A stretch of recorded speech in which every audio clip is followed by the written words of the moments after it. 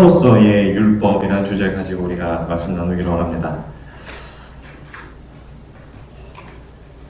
네, 당시 갈라디 교회의 이 거짓 교사들의 영향이 많은 영향을 그 갈라디 교회에 미쳤습니다. 그래서 그 갈라디아 교회의 율법주의가 편만해서 그런 문제로 인해서 이 사도 바울 선생은 이 갈라디 교회에 이렇게 손수 편지를 써서 이렇게 보냅니다. 여기에 보시면 갈라디아서 3장 21절, 22절, 24절에 이런 내용이 있는데요. 만일 능히 살게 하는 율법을 주셨더라면 의가 반드시 율법으로 말미암았으리라. 그러나 성경이 모든 것을 죄 아래 가두었으니 이는 예수 그리스도를 믿음으로 말미암는 약속을 믿는 자들에게 주려 함이니라. 이같이 율법이 우리를 그리스도에게로 인도하는 초등교사가 되어 또 이로 하여금 믿음으로 말미암아 의롭다함을 얻게 하려 함이니라. 아멘. 여기 21절에 보시면 그러니까 사도 바울 선생님이 이렇게 말씀하십니다. 만약에 하나님께서 생명을 주는 율법을 우리에게 주셨다면 우리는 예수 그리스도가 아닌 그 율법을 통해서 우리가 의롭게 되어야 한다는 것입니다. 그러면서 22절에 그렇지만 성경이 모든 사람들을 죄 아래 가두었고 그래서 예수 그리스도를 믿음으로 말미암는 약속을 믿는 자들에게 그 의를 주려 한다고 그렇게 말합니다. 결국 사도 바울 선생의 그 논점은 이 하나님의 율법도 죄인인 우리에게 생명을 줄 수 없다라는 것이네요. 그렇다면 율법이 우리에게 생명을 줄 수 없다면 그 율법의 목적은 무엇일까요?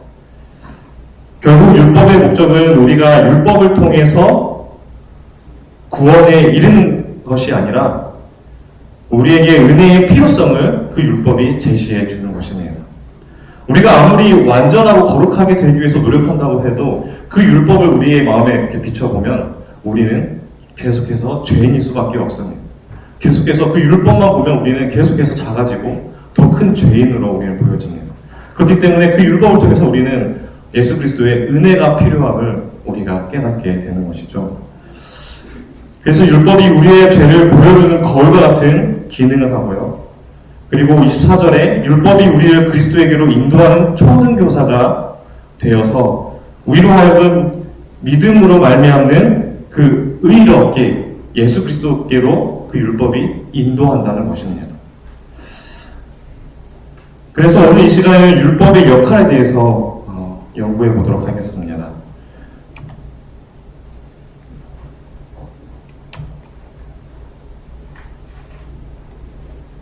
네.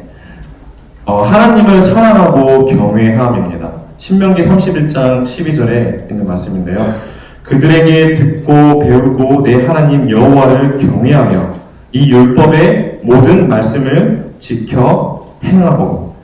이 신명기는 이 모세가 하나님께서 약속하신 그 가나안 땅에 들어가기 전에 이 모세가 가나안 땅에 들어갈 수가 없었잖아요. 시내산에서 죽게 되었기 때문에 그 모세가 그 가나안 땅에 들어가게 되는 그 이스라엘 백성들을 위해서 유언을 담은 책입니다. 그래서 신명기 31장 9절에서 13절을 보시면 이 가나안에 들어가게 되지만 이 출애굽하는 그 전 과정을 그들이 경험하지 못한 그 다음 세대를 위해서 그렇게 이 신명기에다가 유언을 담은 것입니다. 왜냐하면 이 출애굽하고서 그 다음에 광야를 거치면서 이스라엘 백성들은 그 하나님으로부터 만나와 그리고 불기둥과 물기둥을 통하여서 그들이 하나님이 어떠한 분이신지 그들은 몸소 경험을 했습니다. 그분은 정말 전능하시고 또 경외해야 하는 그런 존재라는 것을 그들은 몸소 경험을 했지만 이 가나안에 들어가서 태어날 그 세대들은 전혀 하나님에 대한 그런 신비한 경험을 그들은 하지 못했기 때문에 그들에게 필요한 것은 율법이었습니다. 그래서 그들이 부모들은 비록 광야에서 이런 경험을 하였지만 하나님 만나는 경험을 하였지만 그들은 그 다음 세대들 가나안에서 그 율법을 통해서 하나님을 알고 배워야 했던 것입니다. 그래서 여기서 말하는 것은 너희들이 온전히 구원을 얻는 그런 경험을 하기 위해서는 오직 한 가지뿐인데 그것은 바로 하나님을 경외하는 것이다라는 것을 모세는 그 유언으로 남깁니다. 하나님을 경외하는 것은 무엇일까요? 네, 하나님을 경외하는 것은 존경하는 마음에서 갖는 그런 두려움입니다. 어떤 공포심에서 나오는 그런 두려움이 아니라 존경심에서 나오는 두려움인 것입니다. 여기 사무엘하 6장 6절에서 7절을 보시면 한 이야기가 소개되는데요. 이 하나님의 법궤를 이제 이동하던 중에 벌어진 사건이네요. 이 앞에 있는 이 소가 무엇에 놀랐는지 소들이 이렇게 펄쩍펄쩍 뛰었고, 그리고 수레에 실린 법궤는 흔들립니다. 그때 이 제사장 직분을 수행하고 있었던 이 우사는 어떻게 해요? 그 법궤를 땅에 떨어질까봐 손을 벌려서 그 법궤를 잡고 맙니다. 결국 그 법궤를 잡았을 때 그는 하나님의 진노에 의해서 그 자리에서 바로 죽게 되는데요. 근데 사실 우사의 행위는 인간적으로나 그리고 윤리적으로 봤을 때 전혀 문제가 되지 않습니다. 왜냐하면 하나님의 그 법궤가 땅에 떨어지는 것을 막기 위한 그런 선한 동기로 보여졌기 때문이죠.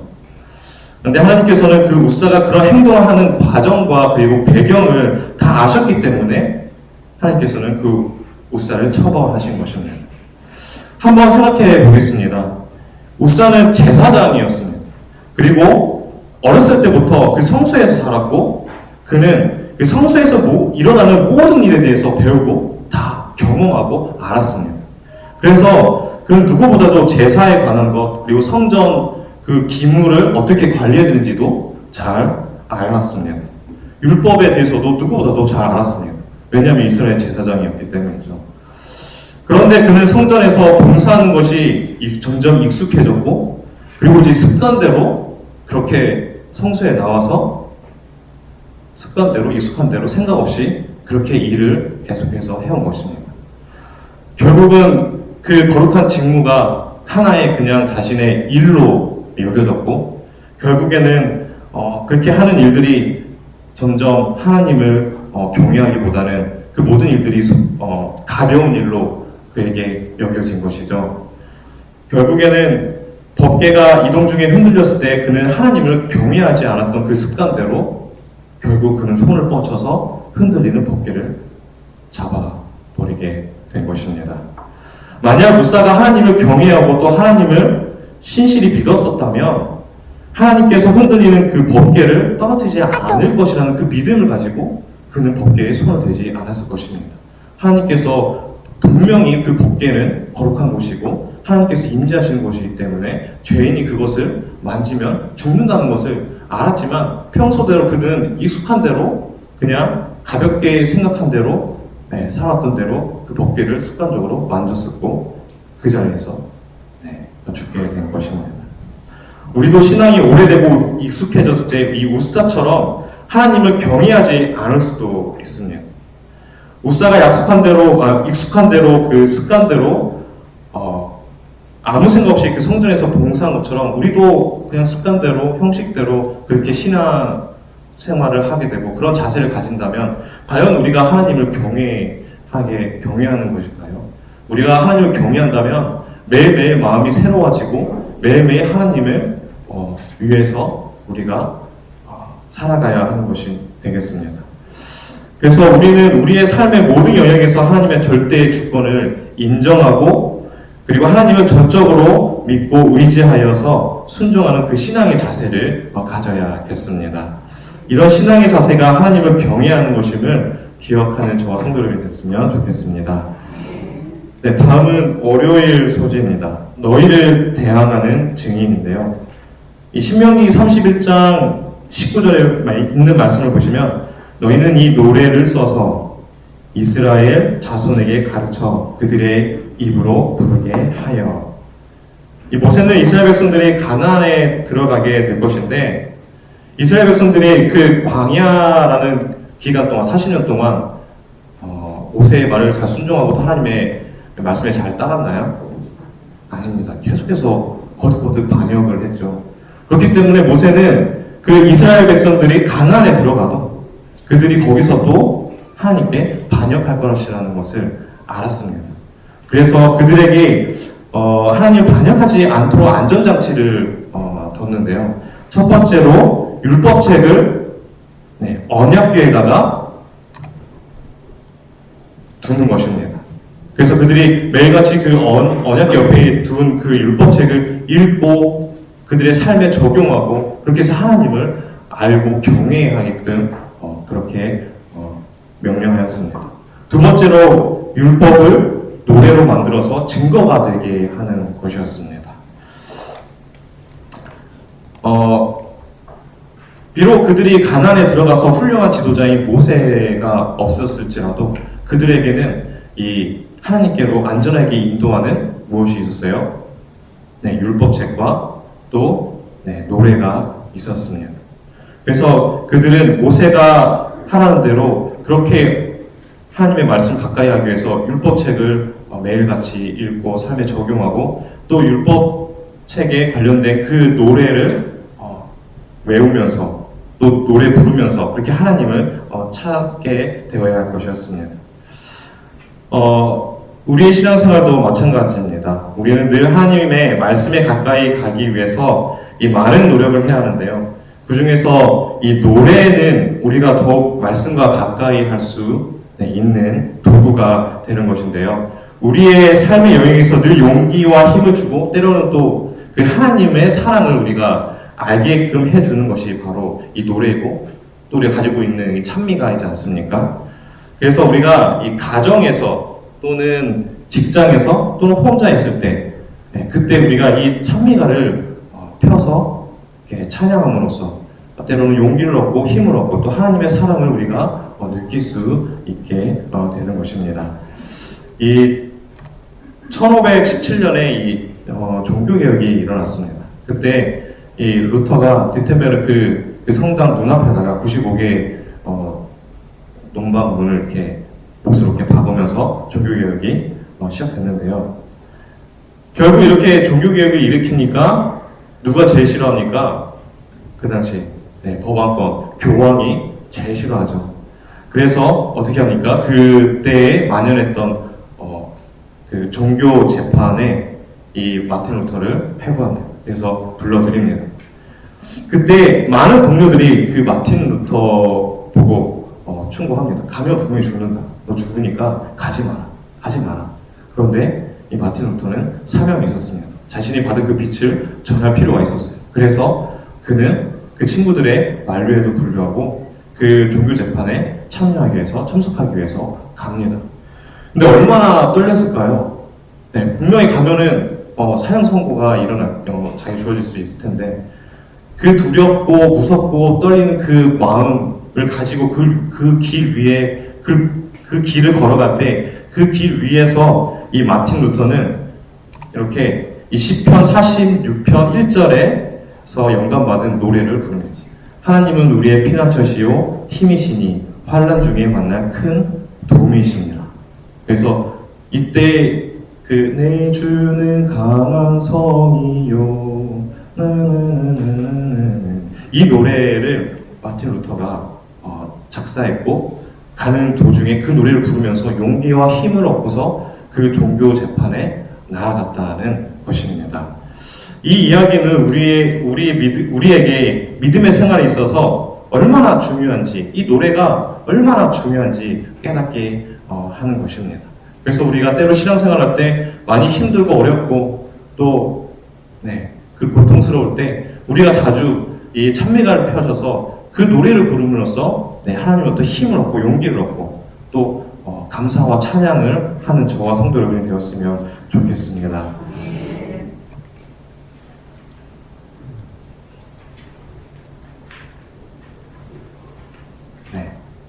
여기 보시면 영감의 교훈입니다.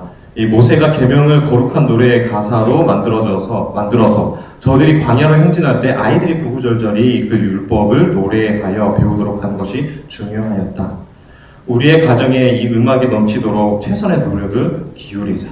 그래서 우리의 가정에서 우리가 자녀들과 함께 이 찬미가를 펴셔서 종종 자주 하나님을 찬양하는 노래를 이렇게 부르셔서 하나님께서 보시기에 흡족하고 또 천사들이 자주 찾아올 수 있는 그런 가정의 환경을 우리가 만들어야겠습니다.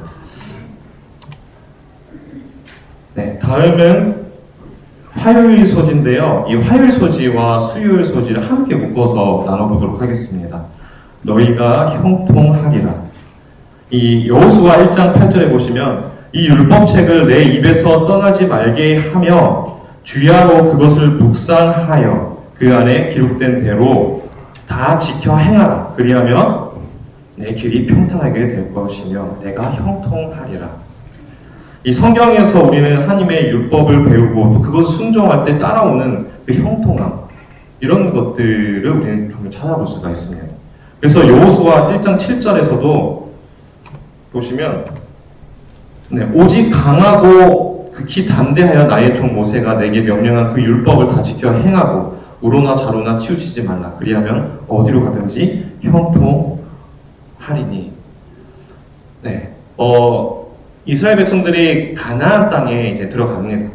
근데 그들이 거기서 들어가서 그냥 살면 되는 것이 아니었습니다. 그곳에서는 이미 이스라엘 백성들이 애굽에서 몇백 년 동안 종살이하고 또 광야에서 40년 동안 지내고, 그래서 이제 다시 가나안 땅으로 돌아왔을 때 이미 이방 민족들이 거기서 많은 분명히 꽃을 피고 있었고 정말 하늘 찔 듯한 높은 성벽을 쌓아놓은 그런 도시 속에서 그들은 살았습니다. 또 무기도 그 당시에는 최첨단이었습니다. 이스라엘 백성들은 무기가 하나도 없었어요. 근데 거기를 들어가서 전복 전쟁을 해야 했습니다. 그곳에 있는 이방 민족들을 다 하나님의 명령대로 다 몰아내고 그곳에서 그들이 살아야 했던 것입니다. 과연 그들이 마음이 어땠을까요? 그들이 여리고성 바로 앞에 두고서 그들의 이야기를 들어보면 그들의 마음이 두려움이 가득 차다는 것을 우리가 종종 여호수아 책에서 볼 수가 있습니다. 그런 그들에게 하나님께서 이렇게 명령하신 것입니다. 너희가 오직 강하고 극히 담대하여서 나의 종 모세가 내게 명령한 그 율법을 다 지켜 행하면 어떻게 하겠다? 형통하게 하겠다라고 약속하십니다. 그래서 그들이 할 수 있는 것은 자신의 어떤 지식과 전략과 어떤 무기가 아니라 오로지 하나님만 의지하는 것이었습니다. 하나님의 말씀대로 순종하는 것이었습니다. 그렇게 했을 때 그 강한 민족들을 그 가나안 땅에서 몰아내고 자신들이 그곳에서 하나님께서 약속하신 그 땅에서 거주할 수 있었던 것이죠. 오늘날 세상에서 성공의 지표를 여러 가지로 이렇게 되고 있는데 혁신, 창의성, 어떤 독특함, 이런 것들을 이제 성공의 지표로 내놓습니다. 하지만 이 하나님의 그 관점에서 볼 때는 그 성공의 지표는 믿음을 기초로 한 순종이라고 성경은 말합니다. 세상 사람들은 이 성공을 위해서 창의적이고 그리고 혁신을 이렇게 요구하지만 성경에서는 그런 것이 아닙니다. 오직 하나님의 율법에 우리가 순종해야 했을 때 우리의 삶에 형통함이, 평안함이 이르러 온다라는 것을 계속해서 성경은 우리에게 제공합니다. 그 정보를. 그래서 영감의 교훈을 보시면 순종은 번영의 전제 조건이다라고 이렇게 증언보감에 나와 있습니다. 그들이 하나님의 율법을 순종하면 그분께서는 그들을 세상 나라들 앞에서 놀라운 번영의 대상으로 삼으실 것이다. 그들이 순종하기만 하면 그들은 다른 민족들을 고통스럽게 한 질병에서 보호를 받고 지적 능력의 축복을 받을 것이다. 하나님의 영광, 그분의 위엄과 능력이 그들의 모든 번영을 통하여 드러날 것이었다. 이처럼 우리의 삶 속에서 하나님의 말씀에 온전히 순종할 때 우리의 삶에 평안이 오고 형통함이 이르러 온다는 것을 우리가 기억해야겠습니다. 그런데 이 신실한 믿음을 가지고 또 신앙을 가지고 있다고 해서 하나님의 말씀에 또 순종한다고 해서 그 삶이 온전히 다 이렇게 형통하고 또 계속 평안이 있는 것은 아닙니다. 우리가 살아오면서 느꼈듯이 열심히 신앙을 하는데도 우리에게는 고통스러운 순간이 옵니다. 제가 대학교를 마치고 막 일자리를 이제 얻기 위해서 채용 시험도 보고 그 다음에 여러 가지 막 이렇게 이력서를 넣었는데 저에게 딱 한 군데에서 연락이 왔습니다. 그래서 저는 정말 간절했어요. 거기 그 회사에 들어가고 싶었거든요. 그래서 면접을 보고 근데 그 사장님 흔쾌히 저를 뽑아주셨습니다. 근데 문제가 있었습니다. 안식일을 지키는 것이 점점 힘들어지는 것이네요. 이 건축업 쪽에 있다 보니까 그 기간 안에 그 마감일 안에 다 해야 하기 때문에 막 주말에도 나와야 되고 막 그런 것이네요.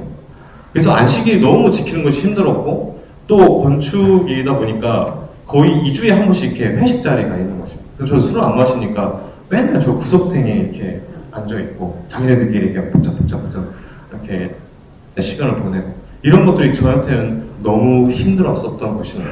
이처럼 우리가 열심히 신앙을 하는데도 우리가 더욱 하나님께 가까이 가려고 할 때마다 이렇게 우리에게 시련이고 고통이 옵니다.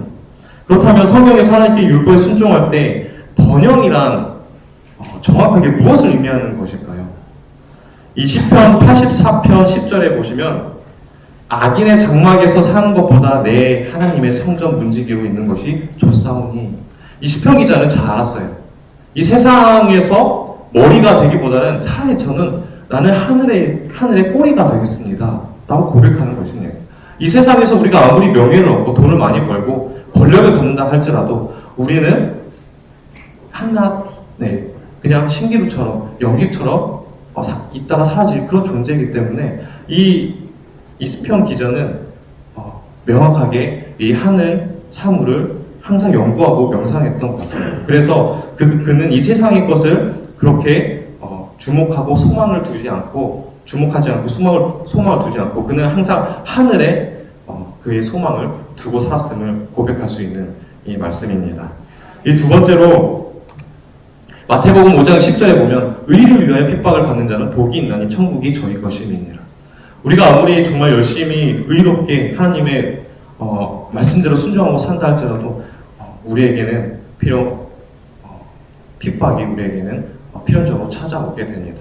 그렇지만 그것에 우리가 너무 주눅들고 두려워하고 그래서 신앙을 떠나는 것이 아니라 오히려 우리가 그 신앙을 붙들고 계속해서 전진할 수 있는 것은 우리에게 하늘 상급인 이 천국이 우리에게 있다라는 것입니다. 그래서 이 소망을 가지고 우리가 아무리 힘들어도 이 세상을 살아갈 수 있는 것입니다. 비록 이 세상에서 우리가 살아가는 것이 힘들고 어려울 수 있지만 우리의 번영은 이 세상에 있지 않고 하늘에 있음을 우리가 고백하며 살아가는 저와 성도 여러분이 됐으면 좋겠습니다. 마지막으로 이제 금요일입니다. 목요일 소지입니다. 우리의 모본이신 예수 그리스도인데요. 이 예수님께서 이 땅에 오신 이유는 우리의 모본이 되시기 위해서 오셨습니다.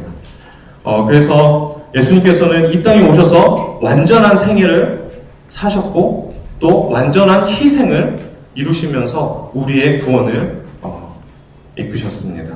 그렇기 때문에 우리는 예수님의 그 삶을 우리가 항상 묵상하고 예수님의 우리에게 보여주신 그 모본 그 삶을 우리가 계속해서 모방하고 그 품성을 닮아가기 위해서 전진하고 노력해야 하는 것입니다. 그렇다고 해서 우리가 완전 예수님께서 완전하게 이루셨기 때문에 우리가 완전히 이루어간다는 그런 것이 아니라 우리가 받은 빛과 역량과 능력에 따라서 우리가 계속해서 하나님, 예수님의 품성과 또 예수님께서 보여주신 그 삶을 우리가 계속해서 모방하고 따라가야 하는 것입니다. 그래서 우리가 이 예수님처럼 우리가 계속해서 그렇게 예수님께서 걸어가신 그 길을 우리가 따라가고 또 닮아가려 노력했을 때 우리에게는 하늘의 상급이 우리에게 주어진다라는 것을 우리 항상 기억하시고 우리가 이 하나님의 말씀을 계속 가까이 두시면서 그리고 예수님께서 하나님께 자신의 의지를 굴복하셔서 완전한 생애를 하신 것처럼 우리도 하나님께 우리의 의지를 우리의 자아를 굴복함으로써 완전한 생애를 사는 저와 성도 여러분이 되기를 간절히 바라며 교국 공부를 임해 주시도록 하겠습니다.